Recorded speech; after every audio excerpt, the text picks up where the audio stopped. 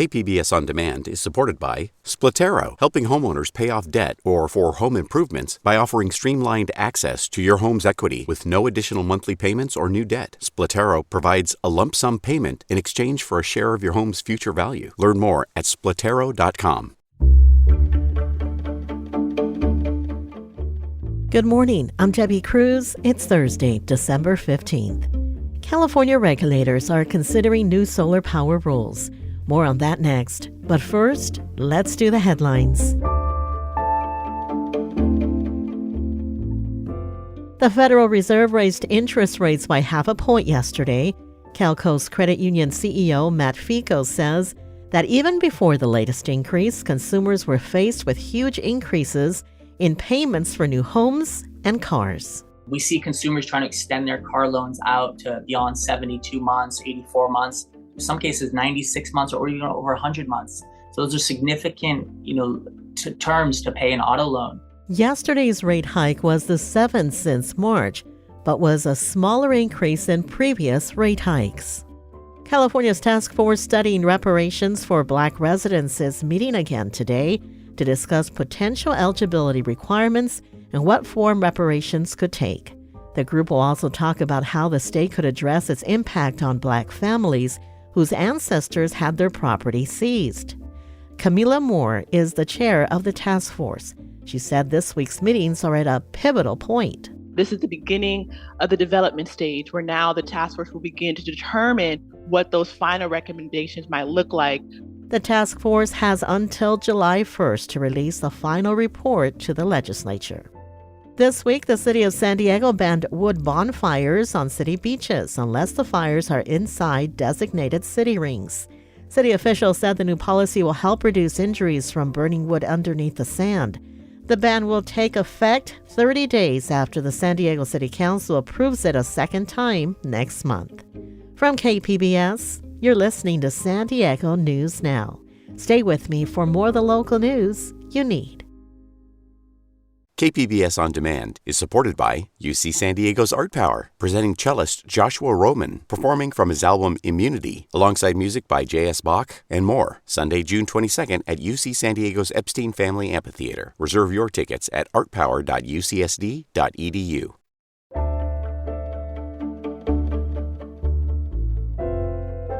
The uncertainty clouding California's solar marketplace could be settled this week as regulators consider a proposal that changes the rules for electricity generated by rooftop solar. KPBS environment reporter Eric Anderson says the California Public Utilities Commission is considering a plan that slashes the solar subsidy. When KPBS talked to Ricardo Castillo a year ago, he was just as excited about showing off his garden as his solar system. City Heights Courtyard Cottage.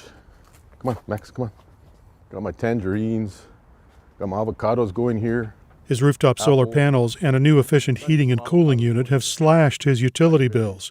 But new solar customers are facing a different reality if regulators approve proposed changes to California's solar rules. We think rooftop solar is very important. Our concern was how you fund it. Matt Baker is the director of the Public Advocate's Office at the California Public Utilities Commission. He says the proposed net energy metering rules, NEM is the shorthand, don't include investor-owned utility calls for mandatory steep grid connection fees. But the plan does slash the value of electricity produced on rooftops, and that means it'll take longer to recover the thousands of dollars homeowners spent to install the solar panels. California's eye-watering rates are, the other part of the equation that deals with payback.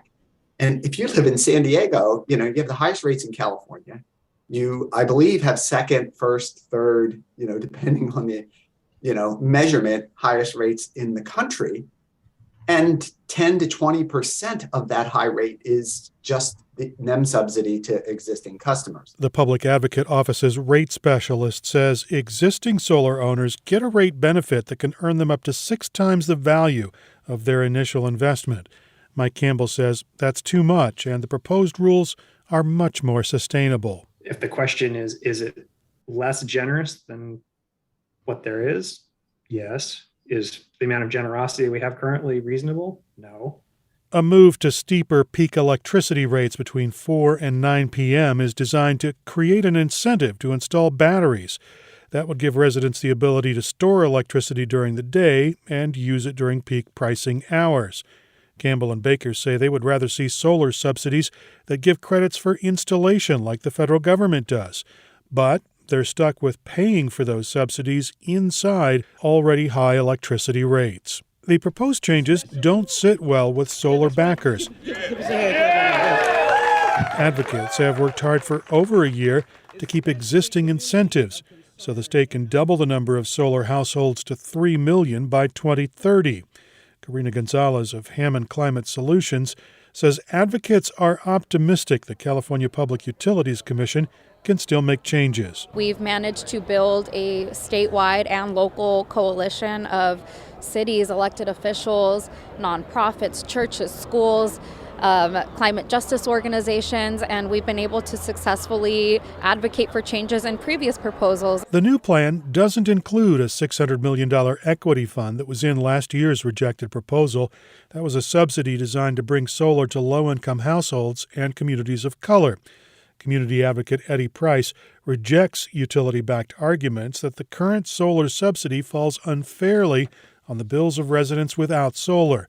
Price says solar takes power out of the hands of the few and puts it into the hands of many. In order to address equity, you have to intentionally address inequity. And rooftop solar is a way to do that. You allow us to participate in our own life here, right? As well as helping the planet and helping the grid, but they're trying to take all that away. The California Air Resources Board says the state needs to quadruple the amount of solar-generated electricity by 2045 to help hit the state's carbon neutrality goals. The state's move to cut the solar subsidy by 75% is widely expected to slow solar installations. Wally Arita works for a solar installation company in San Diego, and he says that'll hurt an industry that employs more than 68,000 workers. This is very inconsistent with what they're trying to do, because by putting in this new mandate, they're basically trying to cut the number of residential solar installs. And that is not good for the industry at all. It's not good for the industry, it's not good to homeowners. Regulators will discuss the second proposal to revise net energy metering on Thursday. They can adopt, reject, or tweak the measure, or a commissioner could introduce a different option. Any action requires a majority vote from the 5-member panel. Eric Anderson, KPBS News.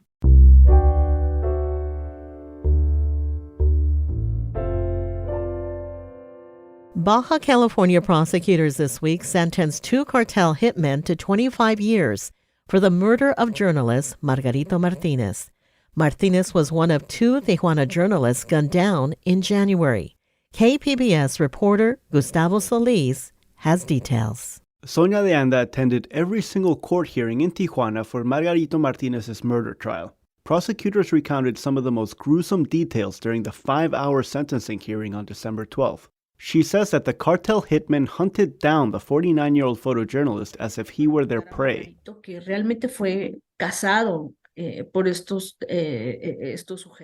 The 2 men stalked Martinez for 2 days before killing him the morning of January 12th. An assassin identified as El Uber shot Martinez 3 times in the back while another man, known as El Huesos, filmed the whole thing. Prosecutors say that they were each paid $1,000. Prosecutors also identified the alleged mastermind of the murder, a man known as Cabo 20. He is currently in jail for another murder and has not been formally charged in Martinez's death. Gustavo Solis, KPBS News. A group of SDSU students gathered for a march on campus yesterday. KPBS reporter Melissa May spoke with the organizer.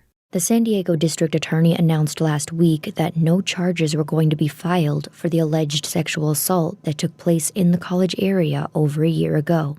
We talked to Jade Smith, a second-year SDSU student and organizer of the Survivors March on campus. It's only me doing this, and whether it's 5 people or if it's 20-plus people, our message is still the same. We want something to change. We want something to happen. We want consequences to be given, because if they are not, it enables this behavior. SDSU's investigation remains active regardless of the DA's decision. The university continues to urge anyone with information to come forward and share it with the Title IX office.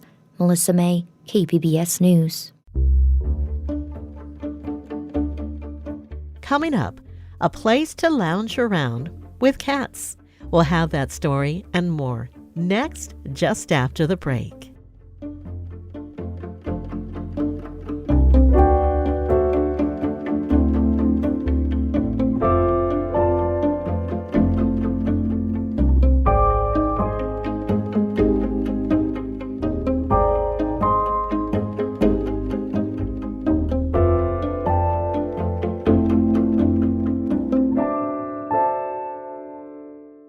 KPBS On Demand is supported by Latino Legacy Foundation, presenting their Storyteller series, Reach for the Stars with Ellen Ochoa, the first Latina astronaut, former NASA director, and San Diego native, Sunday, June 29th. More at latinolegacyfoundation.org.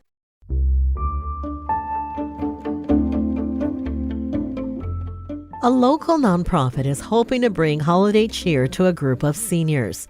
KPBS North County reporter Tanya Thorne tells us more. This week, the Encinitas Community Resource Center is giving residents at the Cantabria Senior Homes a holiday gift. Rebecca Nussbaum is with the Community Resource Center. What we really find is that the holidays bring a lot of stress to families and individuals, especially living in a low income, because they have the pressure of the holidays they want to be able to provide to their family, but oftentimes are not able to. And so we really want to alleviate that stress while also offering them a brighter holiday experience. She says the senior holiday gifts are just a portion of the annual traditions the center does. They also fill holiday backpacks for people experiencing homelessness and take families in need shopping. Into the new year, their headquarters will be expanding into the building they purchased next door. Tanya Thorne, KPBS News.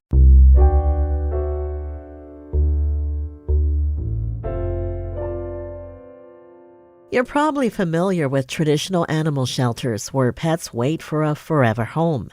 But KPBS reporter John Carroll found a cat rescue in La Jolla that's nothing like the usual. On Torrey Pines Road in La Jolla, close to the end where it meets Girard, you find a lounge for people and cats. A place where felines destined for euthanasia are rescued. A lounge where love between people and cats blossoms. I worked with other shelters, rescues, veterinary hospitals, and wanted to just do things differently. That's the founder and executive director of the Cat Lounge and Rescue, Renee Shamlu. She's a practicing attorney, that's her 9-to-5 job, but as much as Shamlu loves the law, her passion for cats compelled her to get involved in rescuing them and matching them up with people. She started in her apartment. And it was successful, but that's such a small scale, so I knew I needed something. So that's where the Cat Lounge came from. And yeah, this is it now. The building that is now the Cat Lounge and Rescue had been vacant for some time, so it was affordable. It opened in 2019. About a year ago, Shamlu obtained the space next door. A wall was knocked down and a nursery was born.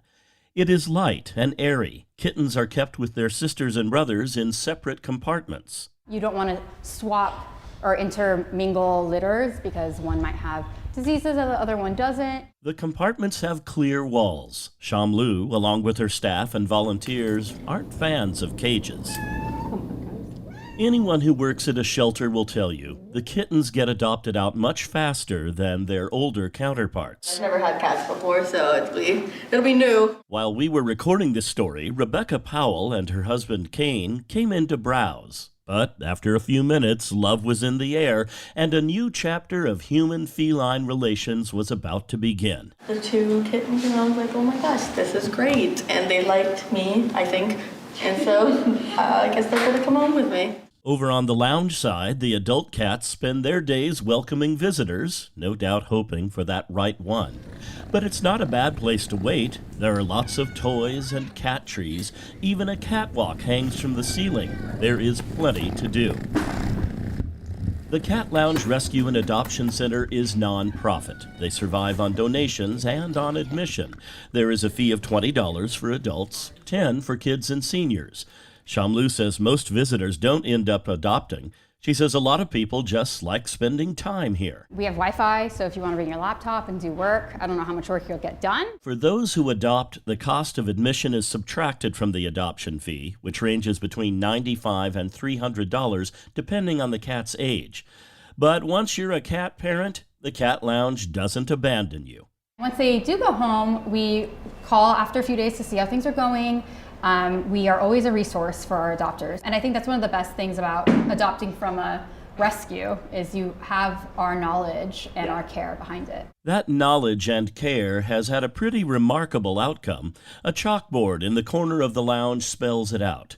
Once the pandemic hit, they shot from 223 adoptions in 2019 to nearly 1,700 the following year. The total to date is 4,573 cats. Connections made, homes found, lives saved. John Carroll, KPBS News.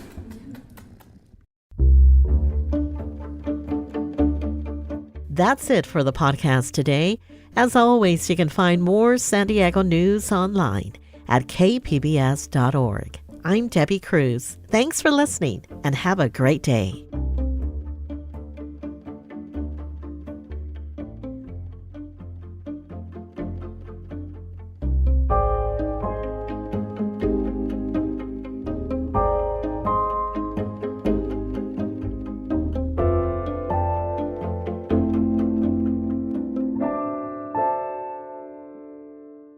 KPBS On Demand is supported by the San Diego County Toyota dealers, presenting a new 2025 Tundra designed to combine performance and comfort with up to 437 horsepower and 10-speed automatic transmission. See your Toyota dealer, the San Diego County Toyota dealers. We make it easy.